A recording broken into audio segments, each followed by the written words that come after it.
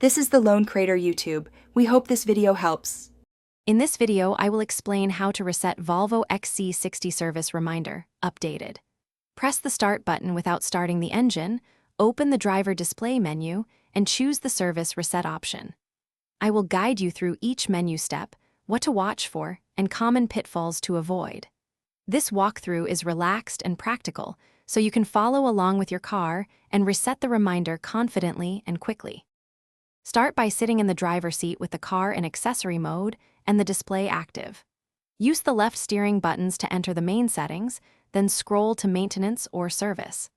I will describe each selection and the expected confirmation text so you know you succeeded.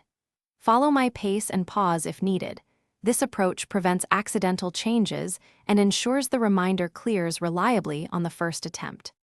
If you're finding this guide helpful, please subscribe and like to support the channel and see more car tips. Quick recommendation: droplets stay hydrated anywhere with the Oala water bottle seen here, which is handy during long DIY sessions under the hood. I've added the link and some deals in the description so you can check it out.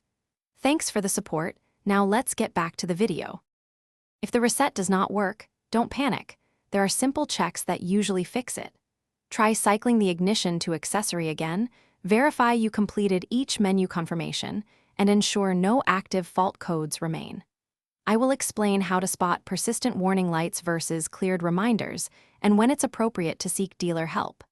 These tips save time and avoid unnecessary service visits for false alarms. Thanks for watching. Consider subscribing if we helped you.